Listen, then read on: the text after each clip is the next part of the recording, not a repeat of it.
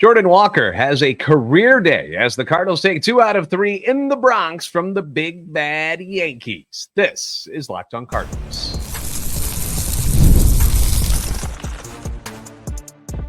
You are Locked on Cardinals, your daily St. Louis Cardinals podcast. Part of the Locked on Podcast Network, your team every day.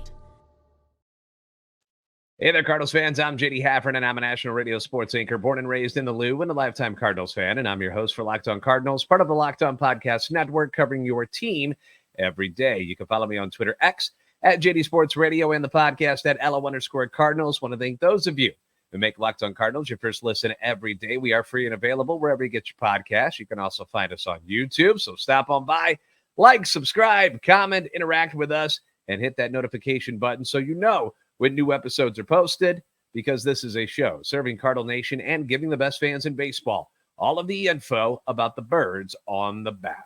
All right, there we go. Now we got our little schedule up there for you. Today's episode is brought to you by FanDuel. Now through September 22nd, all FanDuel customers can bet $5 and get a 3-week free trial of NFL Sunday Ticket from YouTube and YouTube TV. Visit FanDuel.com to get started. Holy smokes. Holy smokes. My dog is freaking out over here. She's like, I can't believe what just happened. What a display by the offense on Sunday in New York. Cardinals fans everywhere had to feel pretty darn good about what we saw. I mean, my goodness, 14 runs, 21 hits, 3 home runs. Beautiful. Mwah! Chef's kiss. Maybe a little too late in the grand scheme of things for the season, but still pretty darn cool to watch it. I think my favorite part about what happened on Sunday was watching this offense go nuclear, not only on a future playoff team like the Yankees in their own house in New York, but that a lot of the damage was done by guys considered to be the future of this franchise. And they were front and center in all of it, specifically Jordan Walker, who I don't want to say this was a coming out party because he was really good last year too. Remember the second half? We tend to forget that just because he hasn't been up this year hardly at all, that he wasn't around last year. He didn't hit 276 with 16 home runs and 51 RBIs last year. Seems like it never happened because we haven't seen him do anything for the Cardinals this year, but it did. And now that the Cardinals have committed to him, to not only have him on the roster the rest of the year, but also to play him every day, that it might have injected a little bit of confidence in this guy, in what is supposed to be the crown jewel prospect in your organization. As great as Mason Wynn has been this year, he was not supposed to be the guy. It was supposed to be Jordan Walker this whole time. This is a guy that last year was at the top of a lot of people's prospect lists, specifically on the hitting side, maybe not number one overall in all of baseball. Paul Skeens, obviously, was that guy. But as far as offensive players went, Jordan Walker was up there at the top of the list for a lot of people. And not just for the Cardinals, but like I said, all of Major League Baseball. Surefire, can't miss prospect. And they did the stupid Cardinals yo-yo thing with him. Like, they had him up on opening day, even though I thought that was a mistake, without any time in AAA. He hits 274, which is not bad, but they don't like that he's hitting the ball on the ground so much. They want him to hit for more power. They want him to work on his launch angle. Had 2 home runs in 20 games, so they're like, get out of here, kid. Go fix your launch angle. Was hitting 353 on balls in play, which is a crazy, unsustainable batting average. But he was getting on base. He was doing it, but they wanted him to go work on some things. So they sent him down, brought him back up in June, where he hits 277 the rest of the way, pops 14 home runs.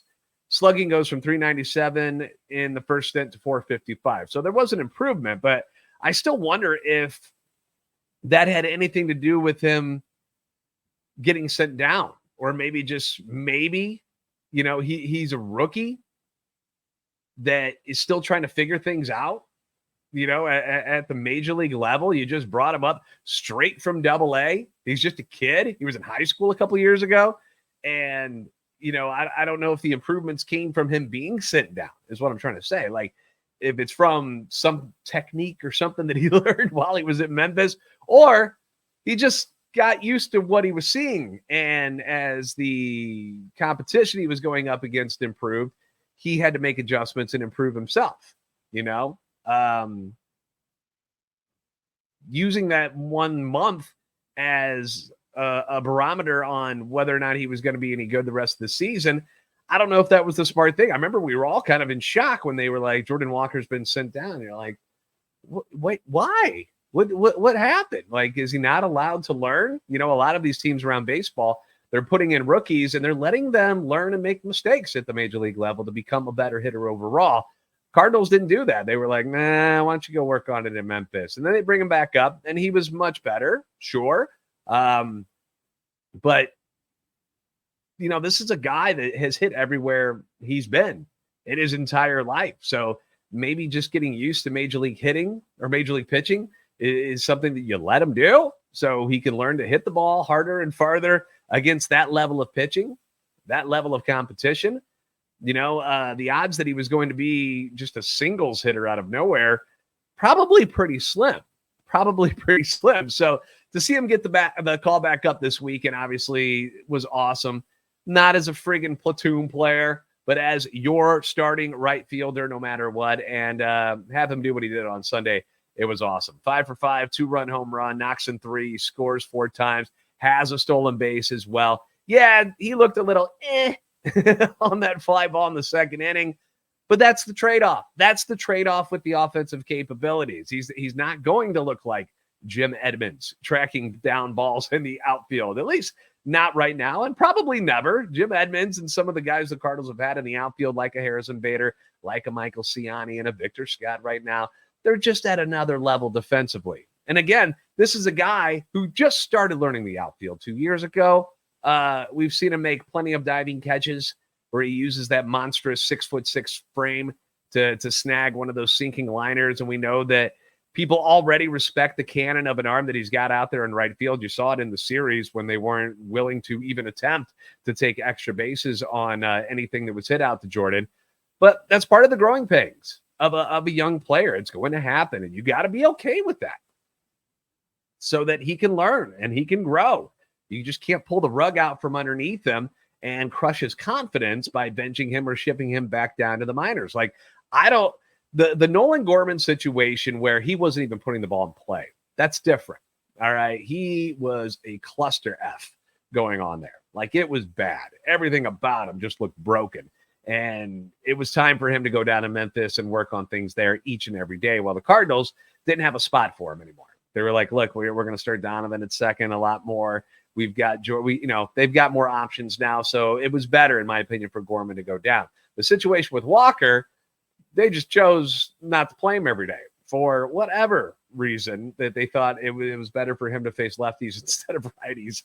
Whatever. I was just thrilled for him. I thought it was cool, and I was so happy for him to have a day like that. Happy for the family, and hope that this is just the beginning of what should be a long and fruitful career in the big leagues, and hopefully for the St. Louis Cardinals. So we're going to talk more about the game itself, because there was a lot to unpack, plus a recap of the series as a whole, where the Cardinals, they're still there. They still got their head above water in the wild card picture with a month to go.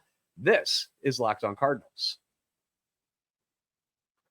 You've heard us talk a lot about FanDuel, America's #1 sportsbook. Well, we've got something a little different for you now through September 22nd.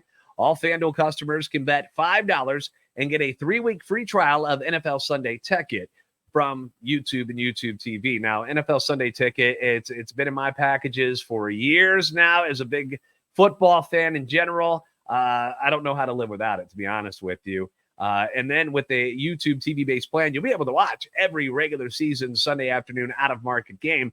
All you need is a Google account and a current form of payment, and you can cancel anytime. Watching as much NFL football as possible, it's something that all of America should be able to enjoy. And now you can. Now you can. If you've been on the fence about it, here's where you jump on the right side of the fence and you get involved and be a part of this particular deal. Once again, now through September 22nd, all FanDuel customers can bet $5 and get a 3-week free trial of NFL Sunday Ticket from YouTube and YouTube TV. Just visit FanDuel.com/LockedOn to download America's #1 sportsbook.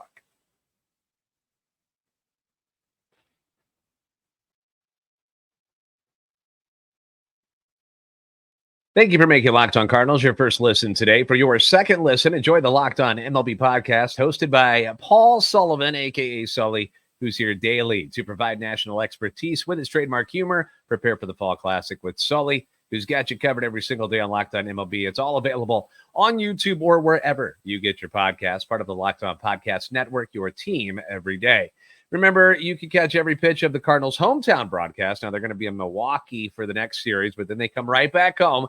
And you can catch the hometown broadcasts with SiriusXM. Just download the SXM app and search the word Cardinals. So the Cardinals hadn't won in New York against the Yankees since it was like when the dinosaurs were around. It was in the 60s, man, which was crazy to hear that. Friday night was kind of a tough loss after grabbing the lead early on. And despite holding Aaron Judge hitless with 3 strikeouts, they get lit up by catcher Austin Wells, who is not some schmuck out there, by the way. Don't let the mustache fool you. The dude's got talent. Former first-round pick back in 2020. He's a good player, and he was the difference maker in Friday's game. He goes yard twice, once off starter Eric Fetty, and then again off reliever Riley O'Brien.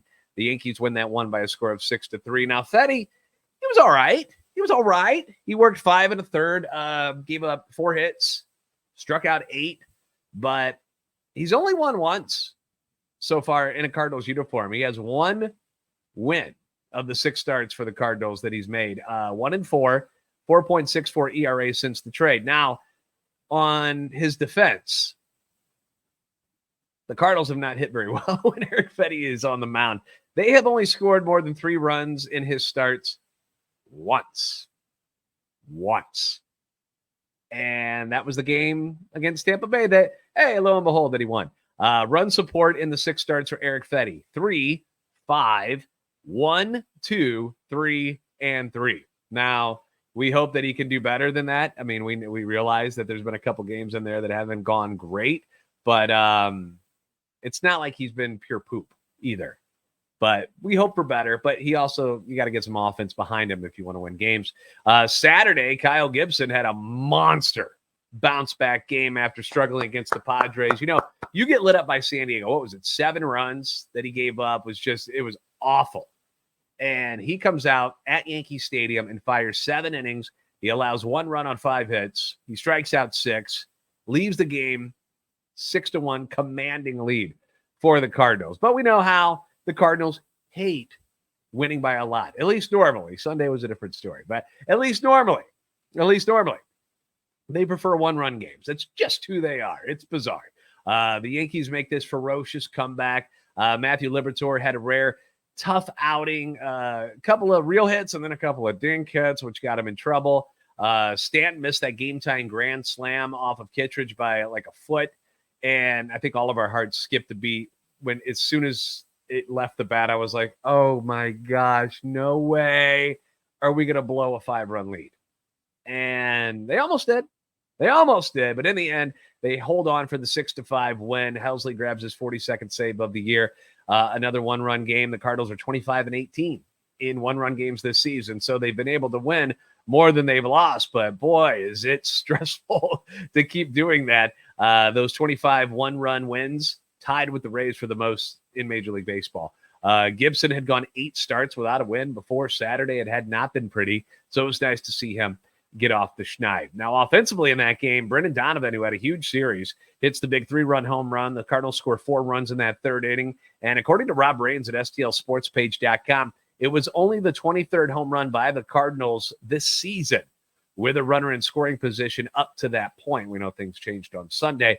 But Raines also pointed out that after Saturday, the Cardinals had hit 139 home runs this year. Only 16% came with a runner on either second or third, so in scoring position. And their 23 home runs with a man in scoring position were the fewest in the major leagues. And we all know it. You watch the games, the eyeball test shows you how much they've struggled in that stuff. But then when the stats come out and you see them in front of you, you're just like, oh my God. Like, how is it this bad? It's crazy. It's crazy. It doesn't make any sense when you look at the talent that is on your team. But then on Sunday, the boys did a little bit of everything, right? The boys come out swinging against lefty Nestor Cortes. We know they've struggled against lefties all season. That guy, Cortes, been pretty darn good. pretty darn good. He had himself a really good August and was really good over the last 3 starts, had given up just 1 run total over those 3 starts, but they jump out to that 7-2 lead. You get the RBI single by Walker in the second. They score in the 4th inning. They get all these runs with 2 outs. Remember, they just go bonkers. They get the well-placed 2-out, 2-run double down the line by Mason Wynn, just kind of floated it out there, and it just happened to not be anywhere where an outfielder could get to it. So it falls in. That scores 2. You get the big 2-run blast by Lucan Baker that stretched it to 5-2. Just an absolutely great at bat for Lucan Baker. God, has he shown outstanding patience at the plate since getting called back up. 8-pitch at bat there, where the whole time he looked in control. Like, watching his swings, watching the way he was eyeing the ball, he was just seeing it well, and you could just sense it. You could just sense it that he was going to tee off on one. I could just feel it. Like, just everything about that at bat just looked like he was locked in and had an idea of what Nestor was trying to do and smashed it over the wall in left field. It's just been a night and day type of comparison to what we saw when he came up last year, where he was overwhelmed a lot. And I know you can look at Lucan Baker's 167 batting average right now and be like, ugh, I get that. But look beyond that. Look at the OBP, which is at 385. He's drawn 7 walks to go along with the 2 home runs and 7 RBIs. And he's done that in 26 plate appearances. And he's already matched the 2 dingers he hit last year. He only had 10 RBIs last year, and that was in 99 plate appearances. He did have 13 walks last year, but I'm just saying he looks like a night and day type of way where he was last year. Like, he looked like he was what's the thing you guys all say, that he's a 4A type of hitter? He doesn't look like it right now. And yeah, the average isn't great, but look beyond that and look at the damage he's doing. Look at the walks. He's on base a lot. Lucan Baker's done very, very well since he's been up here. He just looks so much more comfortable. Top of the 5th inning, you get the 2-run jack by Walker, just a mammoth shot, 420 feet to left center. And we're feeling pretty good right now, right? We're 7-2, but we do have Miles Mikolas on the mound. And we know that you play the game of Mikolas roulette when he starts, and you never know when it's going to happen. You were hoping the 2nd inning, when things got a little wonky, that was his bad inning. But no. The Lizard King says, I can trump that. And although they did throw out a stat that if they score, they score for 5 runs when Mikolas starts, he's 32-0, which is completely wild. That's amazing. What an amazing stat that was. But Miles he's just so hittable. He's so hittable. And the Yankees creep back into this one, make it 7-5. And a lot of the stuff that was going on there too wasn't necessarily that Miles was pitching bad, but there was a lot of things the Cardinals were doing to beat themselves. And Mikolas was involved in this. The error in the 2nd inning, when Jazz Chisholm, he bends over to touch the rosin bag or something, and Jazz just takes off from second, throws it away at third, run comes around to score. Just Little League baseball stuff right there. That was embarrassing. First error in 6 years, though, for Mikolas, which was another cool stat they dropped. He then double clutches on a tapper back to him, like he thought about getting Rizzo, who was going to third. Rizzo stops, mind you. You had him dead to right, and he still was like, I don't know what to do. Throws it to first. It goes a little bit wide, and Goldie can't corral it, and they give the error to Goldie on that one, although Mikolas was like, that was me. That extended things that inning, and the Yankees, at that point, they just start hitting everything Miles puts up there. You get a single, you get a double, you had the error, you had a single, and just like that, Miles Mikolas is out of this game, has vanished, and he lasts just 4 innings despite being given a 5-run lead, and you just can't have that. Like that, you can't have that. That's unacceptable. He's essentially the right-handed version of Patrick Corbin right now. And we all know how bad Patrick Corbin has been. Go look up the stats. It's just him and Corbin at the top of all the worst things you can be good at, or bad at, I should say, like the hits and the batting average against and the runs against. Like, it's them two up there all the time. And that's not good.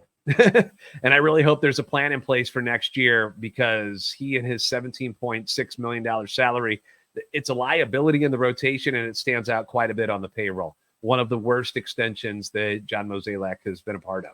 And And then I said before when they signed him, I was like, that's probably not a bad idea. I did not realize that Michaelis was going to go down the crapper the way he has. It just has not worked out for him. I don't know. It's because the shift and stuff changing, and it's just there's bigger holes out there for him to get hit against. There's just more green. I don't know what it is. I'm sure that has something to do with it, but it's not good. John King comes in. He does a great job to clean things up and hold it to 7-5, but the Yankees end up tying it up at 7, so the Cardinals do end up blowing that 5-run lead. Again, it's stuff that they do to themselves. You get the leadoff walk of the inning, which is always a problem. It ended up being a problem for the Yankees later in the game, but they lead off walk to Stanton. King gets the grounder by Jazz Chisholm over to Donovan, but Donovan double clutches. They can't turn two. Jazz then steals second base. Herrera hits John King on the throw down to second base. What is that? What is that? What are we doing with throwing the ball to second base? How is it so bad? It's unbelievable. King has to defend himself from getting pelted by Herrera, who ends up hitting the Yankees pitcher later with a batted ball up the middle, and they crack the joke he hates pitchers today. Rizzo ends up singling. Riley O'Brien comes in. He gets the grounder, but it takes kind of a high chopping bounce, and Mason Wynn can't corral it. He'll tell you he should have had that. That should have been a double play. That doesn't work out. Goes as a single. Then they get another single, sac fly. Victor Scott makes a great catch in center field. He's looked outstanding. Although, do you get a little nervous when he does his little deer skip move when he goes to catch the ball? I don't know what that is. As long as he don't drop the ball, but every time he does it, I'm I get nervous about it. It's just the old guy in me, I guess. But a lot of that inning was just sloppy, ugly baseball. And with the second inning, and it let the Yankees back in it. They didn't really deserve to be in there. They should have been more like a 7-3 game, but they helped them out. So stuff like that, the good teams don't do. The Cardinals let them right back in it. They blow it. They need it to be once again, it's okay, got to have a close game, huh? But luckily, the Cardinals bats, they stayed extremely hot. They blow things open in that 7th. Lars Nootbaar, huge clutch hit. Nootbaar looking good right now. Please stay healthy. Please stay healthy. Please stay healthy. Can we get the Newt that we've all hoped we'd see? And he's starting to become that right now. Please stay healthy. This is the point where something goofy happens to him and he injures a toe, or something dumb happens and he goes down for a couple more weeks. Now that he's starting to hit, he's getting hot, he's getting comfortable. But the huge 2-out bases loaded double makes it 10-7. Victor Scott then rips a double almost in the same spot, 11-7. Mason Wynn goes to lay down the bunt, gets the single, forces an errant throw. Another run comes in. Newt would homer in the 9th inning to put them up by a touchdown, and that's how it ended. Just a monster day at the plate for the youngsters. Walker, Nootbaar. Newt drives in 5. Goldie, 3 more hits. He goes 7 for 11 in the series. And I noticed it too. And I saw somebody wrote to me on Twitter about this as well. He's like, did you notice that Goldie kind of has a more open stance now? I did notice that. He looks more in tune, and small adjustments, man. And he's just hitting it where they're pitching him. And up to 244 now. Goldie's starting to pick it up. Donnie had 3 more hits, 21 hits on the day, the most they've had in a game since 2020. Cardinals go 8 of 18 with runners in scoring position. And for the 3-game series, 15 of 30 in those situations. Who are these guys? This is the stuff that we hoped we'd see all year. And a game like that, obviously, crazy stats, right? And it's not always going to look like that. But you thought it'd be closer to this kind of an offense than what we've seen for most of the year. And here we are in September. And for at least this weekend, the offense was clicking. And it was really awesome to see. Cardinals pitchers, give them a hand, man. They held Aaron Judge, arguably the greatest hitter on the planet right now. Him and Shohei, probably 1 and 2. Held him to just 1 hit. He got a single in 12 at-bats, struck him out 7 times, including 3 times on Sunday. That's how you beat the Yankees. You do what you can against Juan Soto, but don't let Aaron Judge beat you, and you can beat them. You can definitely beat them, and the Cardinals proved that. Injury and roster updates. Let's get to that next, plus a quick preview of what's going on in Milwaukee for the next 3 days on Locked On Cardinals.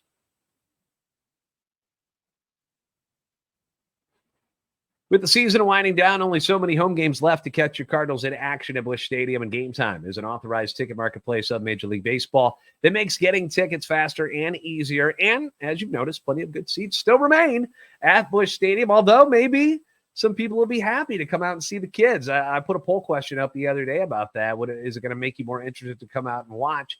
70% said, I'm in. So, killer last minute deals on the Gametime app, all in prices, views from your seat and their lowest price guarantee. You can get seats right down there in right field, right next to Jordan Walker. You can go see Siani and Victor in center field. You're going to get a chance to continue to see Mason Wynn, big Lucan Baker doing his stuff. Like, they're letting the kids play right now, and it's working. So, and it's not just baseball, though. Like, with college football started, NFL's getting ready to start this week. You're going to want to get in on all the last-minute ticket deals, flash deals, the zone deals, all in price, all of this stuff with the Gametime app. Lowest price guarantee or Gametime will credit you 110% of the difference. So take the guesswork out of buying MLB tickets and any tickets for whatever it is you want to go to. Download the Gametime app, create an account. Use the code LOCKEDONMLB for $20 off your first purchase. Terms apply. Again, create an account, redeem code LOCKEDONMLB, LOCKEDONMLB for $20 off. Download Gametime today. Last minute tickets, lowest price guaranteed.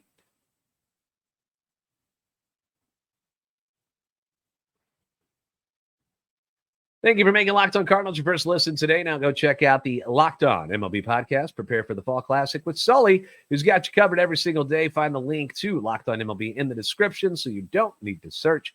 Part of the Locked On Podcast Network, your team every day. A lot of movement going on with the Cardinals roster right now. They've activated Steven Matz. You saw him in the bullpen yesterday. Michael Siani also has been activated from the injured list as the rosters expand to 28 here in September. Although Siani was not available in New York, he's actually traveling from his rehab assignment in Springfield. Will be in Milwaukee today with the team. Ollie also said, interestingly, that Siani is going back in the starting lineup right away. So that means Victor Scott is either going to the bench or he's going back down to Memphis. Now, if you're going to bench him, just send him down. Stop screwing around with these prospects and let them play. Scott has done all you can ask for in his time back on the team. Defense, good. You've seen the improvements in his swing. You've seen the power that he's been able to generate with the new leg kick. Don't let him rot on the bench. I plead, don't let him rot on the bench. Don't make him a defensive replacement or a pinch runner. Either play him or send him back to Memphis to keep playing. Okay? Thank you. Matt's got up for a bit in the game on Sunday before they ended up switching up and going to John King instead. So he's ready to go. They haven't said whether he's going to be just a bullpen guy or a starter guy. You know how the Cardinals are. They don't know what the hell they're doing. They don't know how to make up their mind on what they want to do with people. So we'll see how it shapes out with Steven Matz. But he's back. Lance Lynn made a rehab start for Memphis at Iowa, gave up 5 runs all in the second inning, 80 pitches, 3 2/3 innings. He struck out 8. I don't know where he's going to go in the rotation. I don't know what you're going to do with him unless you're going to take Michaelis out. He's the only really weak link that has been in this rotation. Like, you're not going to move Gray. You're not going to move Fetty. You got Michaelis. Palante, you better not touch Andre Palante. You're not going to move out Gibson. I don't know what you're going to do with Lance Lynn. But in Milwaukee for 3 starting today, Palante versus Peralta. Tuesday, Sonny Gray and Savali. And then Wednesday, Fetty against Colin Ray. The Brewers are up to 80 wins now, third most in baseball. They took 3 or 4 from the Reds in their series. They've got this division all wrapped up and ready to go. You know how tough they are. They are very, very annoying. They're a very good team. Defensively, offensively, great pitching. They're tough, but you just took 2 or 3 of them. So they're not unbeatable. They're not unbeatable, obviously. And you had some success against them at Busch Stadium. And the way the offense looked in New York, Milwaukee's a good place to hit. Hopefully they keep it up. Wild card wise, the Mets have won 4 in a row. They're now 1 back of Atlanta for the 3rd wild card spot. The Cubs out of nowhere are streaking. Meet them in the quad. They're going streaking. They've won 6 in a row. They're now 3 back of Atlanta. They're ahead of the Cardinals, and the Cardinals are 5 back. The Cubs offense is just exploding right now. So Cardinals offense, they're doing some good things after this weekend in New York. Still got a chance. It's not a lot. There's not a great percentage that they're going to make the playoffs, but we got a month to work with here in September, and things have been going better, right? You've been feeling much better about this team and about this offense, and it has a lot to do with them trusting their youth and letting them play. So let's hope the bats stay hot in Milwaukee. That's all I can say. Thank you guys for making Locked On Cardinals your first listen every day. If you haven't already, give us a follow on Twitter, X at @LO_Cardinals and at JD Sports Radio. Like, subscribe on YouTube. Help our channel and love for the Cardinals grow. You guys are the best fans in baseball for a reason, and we'll see you next time on Locked On Cardinals.